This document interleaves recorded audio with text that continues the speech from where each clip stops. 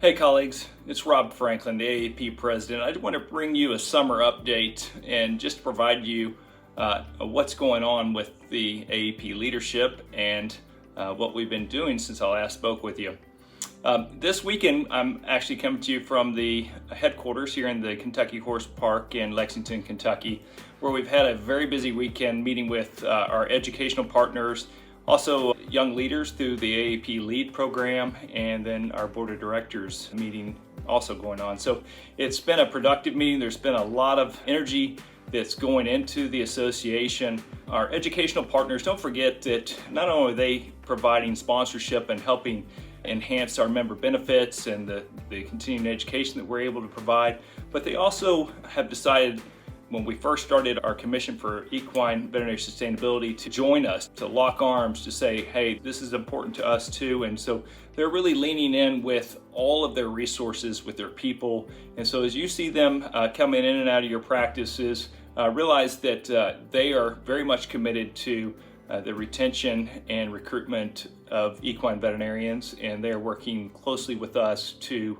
roll out the deliverables that our commission's been working on. Speaking of the commission, I've talked to you about that before. You've probably seen multiple things coming at you in email and in print and on social media talking about the commission. If you recall, we've got 5 pillars that we're using to break down the problems with equine practice into solvable and actionable items. And so the first of those is our student programs. And we all know that the student pipeline is key for the recruitment element of the commission. And there's a call for you now. We've got a speakers bureau that's being developed, and the speakers bureau is there to go out and to share positive experiences in equine practice at the university levels with horse clubs and pony clubs and things like that. So please look for the link about how you can sign up to join the speakers bureau. We'll provide you with resources, and you can go right out and begin to do that now. So very actionable and very timely for you to pour into future veterinary students, and also the veterinary students that are enrolled right now, to keep them in track to chase their dreams as equine practitioners.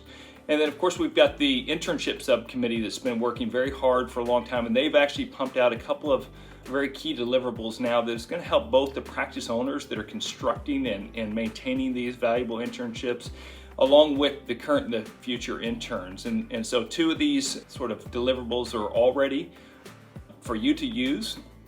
One of those is a core competencies list, and this is a list of things that a typical intern should be able to finish their internship with, and some skill sets. And I'm not talking necessarily about how to close a laceration or how to pass a nasogastric tube or inject the sacroiliac joint, but I'm talking about things like how to communicate with clients, how to being a lifelong learner, things like how to work as a team, and how to problem solve with their medical skill sets. So use those to really help you build out a healthy curriculum for your internship. And that could be a formal curriculum, or it could be something less formal, but the key is to be intentional about really pouring into these interns. And for the interns, it's making sure that you've got a playbook, and so that you're maximizing your time as an intern. And then we've also got a red flags and green flags, and these are sort of best practices, things that, if they're green flags, they're things that an internship should be striving for. If they're red flags, it's things that, some of the old things of internships that have really caused a lot of stress or burnout or created negative experiences for past interns. These are things that maybe we want to try to avoid or do less of. So have a look at those and try to implement those into your internship program, and hopefully that is good for both parties, both the practitioner and the interns. Then of course we've got a practice culture subcommittee, and they have just been so busy working on getting practice to be fulfilling, not just economically, not just from a professional development side, but just personally fulfilling, and where we do have that career in equine practice that we always dreamed of. And they've got some really easy, take off the shelf, put right into use type of things that they've already got packaged up for you. 2 of them, in fact, you can just hit print as PDFs and you can start right away. And one of those is taking time to find out how your team likes to be recognized and rewarded. The same sort of plaque or Starbucks card or or a birthday cake that maybe we do for everyone every time they do a good job, or every time it's their birthday, or annual anniversaries, or whatever. Not a one-size-fits-all. And so by using this form, you can actually see what speaks to your team and be able to make sure that you are rewarding them in a way that's meaningful to them. And the other is just a way to do a stay interview. So a lot of times we give a 90-day review after we first hire someone. Maybe they get their first annual review, and then sometimes people don't get reviews anymore. Reviews are crucial to keeping your team happy, engaged, and feeling purposeful in their work for your team. So don't forget to do a stay interview. A stay interview is just a way to check in and to make sure that everyone's thriving in what they're doing in practice. And so these simple stay interviews, you can give those to your team members. They can fill them out. You can fill out your side of it, and then you can just have a very healthy, guided conversation about how things are going in the job. So use both of these ready-to-go resources. I've also got a ready-to-go resource in terms of the compensation subcommittee. They have finished a survey looking at equine compensation, so that's ready to go. Now what they're doing is they're actually breaking that down, and they're going to be providing some resources that specifically look to solve some of the problems where we've got some compensation inequalities and such that they're going to be working on. So that will be coming, but you're welcome to go and look at the final survey results. And then the last is the emergency subcommittee. The emergency subcommittee has broken down in several different strategies for managing equine emergency services. So in each of these, we're going to be taking case studies and doing interviews with people that are actively doing this type of management. So that could be a co-op, it could be a haul-in service, it could be limited hours emergency duty, it could be no emergency duty, it could be a referral or emergency specific type of practice. A whole bunch of iterations of how people are juggling. Very difficult thing about being able to have the bandwidth and the passion to provide these services that are needed, but maybe we don't all have to do them all the time. You're going to be, again, seeing the case studies, but you're also going to be seeing toolkits, how to do it, how to communicate with your clients what you're doing. So all this stuff is coming, and you'll see more results there.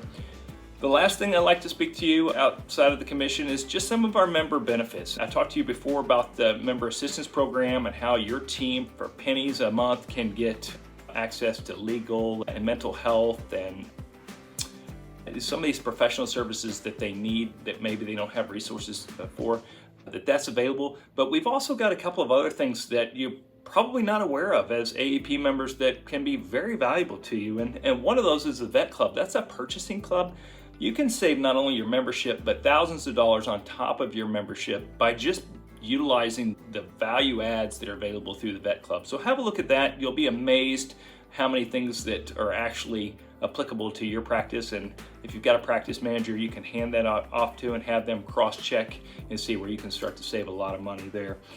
And then we've got the Get It For Me. So those of you that are looking for research papers and you don't have a library that you can go to, you don't want to pay $15 per paper every time you Google it, we've got this service where they'll pull these journal articles for you, email them straight to you. There's no charge for it. So the Get It For Me service is a great value add, especially for those of you that are maybe putting together a paper or hosting journal clubs or something where you need to have the full document out of a journal. And then the last that you may or may not be familiar with is the Vet Direct Safety Net. That is a $600 basically coupon that you can extend to your clients whenever you've got a client who maybe doesn't have the financial resources to take care of their horse for emergency. There is a lot of money available for us to use in these situations where a horse needs care and the caretaker doesn't have the financial resources for that horse, especially in emergency or in the life situations. That's a great thing to extend to some of those clients that need that helping hand. So great rundown this summer. We're busy, and I hope that you've had a very productive spring. I hope those of you that do all the mare and foal work are starting to catch your breath. And once again, the problems that we're in our profession, they're nobody's fault, and it's everybody's responsibility to make them better. So I implore you to take some ownership and to be the change that you wish to see in our profession, and iron sharpens iron until I see you next time. Thank you.